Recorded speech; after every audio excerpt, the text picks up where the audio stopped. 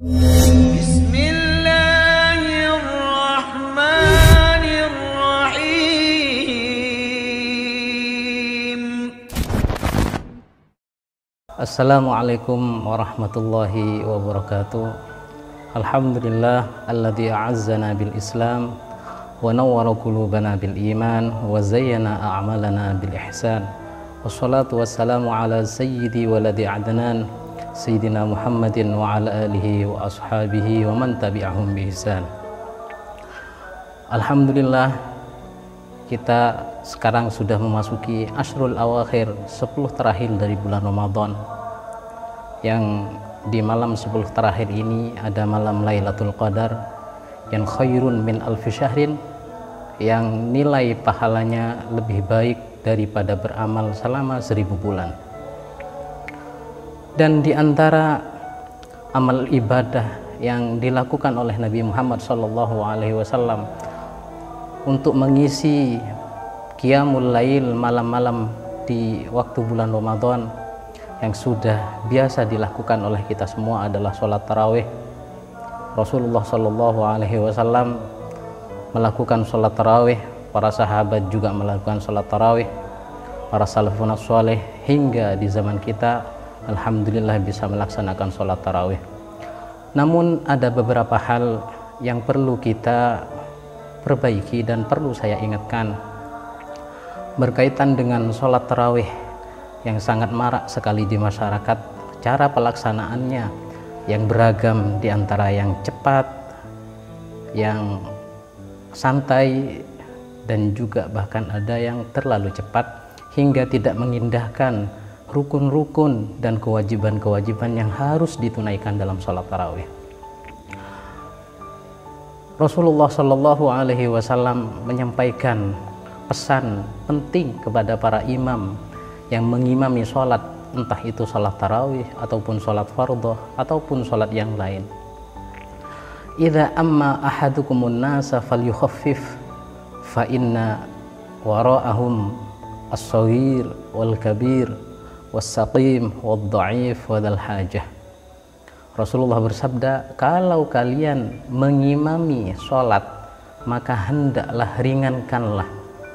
Artinya jangan terlalu lama membaca surat-surat yang panjang, jangan melakukan sujud yang terlalu panjang, jangan juga melakukan ruku yang terlalu panjang, karena di belakang kita sebagai imam ada yang sudah tua, ada yang masih anak kecil, ada orang yang sedang sakit, ada orang yang terburu-buru karena harus pergi untuk menyelesaikan urusan. Dalam hal ini pernah ada satu kejadian, yaitu kepada sahabat Sayyidina Mu'adz ketika beliau mengimami sholat di kota Madinah, mengimami sholat Isya. Akan tetapi di sholat Isya setelah baca Fatihah beliau membacakan surat Al-Baqarah yang tentunya hampir 3 juz, surat terpanjang dalam Al-Quran. Surat Al-Baqarah dia baca di sholat Isya, dan ketika itu dia menjadi imam. Hingga di pertengahan sholat ada salah satu sahabat yang merasa kalau surat Al-Baqarah itu diselesaikan maka dia akan melakukan sholat dengan waktu yang sangat lama, dan dia tidak setuju dengan itu. Akhirnya dia berhenti sholat dan kemudian mengulangi sholat sendiri. Kemudian karena kejadian itu dia datang kepada Nabi Muhammad SAW dan mengadukan perihal Sayyidina Mu'adz yang telah berlama-lama atau memanjangkan sholatnya dengan membaca surat Al-Baqarah. Kemudian Rasulullah memanggilnya dan Nabi bersabda kepada Mu'adz, afattanun anta ya Mu'adz, apakah kau akan menimbulkan fitnah wahai Mu'adz? Artinya karena terlalu lama membaca surat yang panjang dalam sholat tidak mengindahkan makmum-makmum yang ada di belakangnya. Kemudian Rasulullah menganjurkan Iqra sabbih bismi rabbikal a'la. Beliau memberikan beberapa surat yang selayaknya dibaca. Di antaranya adalah Sabbih isma rabbikal a'la, artinya jangan membaca ayat yang terlalu panjang, surat yang terlalu panjang ketika menjadi imam.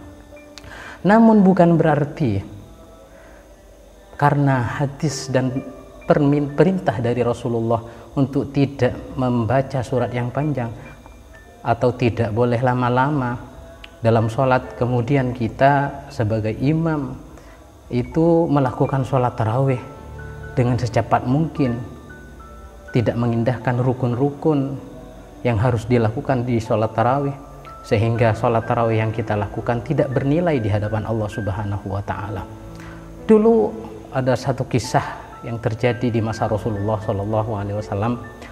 Ada seorang sholat di hadapan Nabi dengan cara sholat yang sangat cepat, tidak menyempurnakan ruku, sujudnya, tumak ninah dia tinggalkan, sehingga selepas sholat Nabi memanggilnya dan mengatakan kepada dia, sholli fa innaka lam tusolli, sholatlah karena kamu sejatinya tidak sholat atau tidak melakukan sholat dengan yang benar.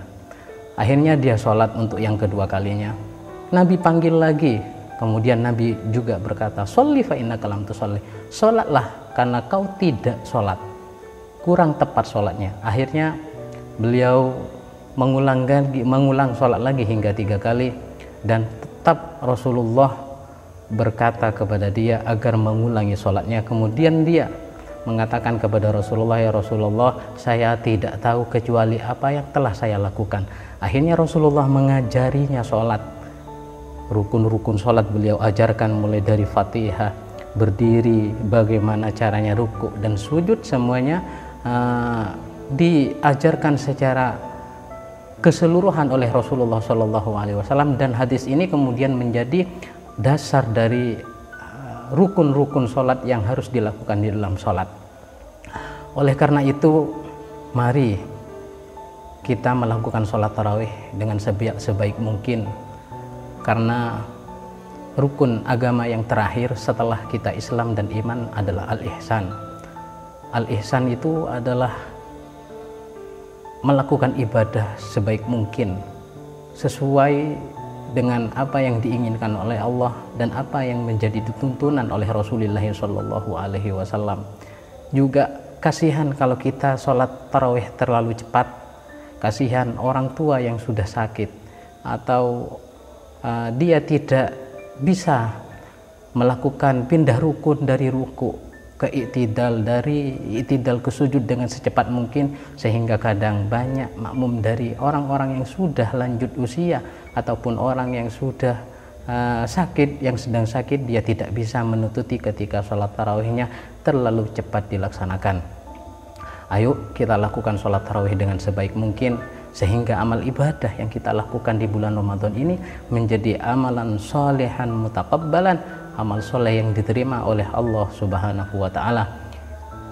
Ini yang dapat saya sampaikan, semoga bermanfaat. Taqabbalallahu siyamana wa qiyamana wa ruku'ana wa sujudana, amin Allahumma amin.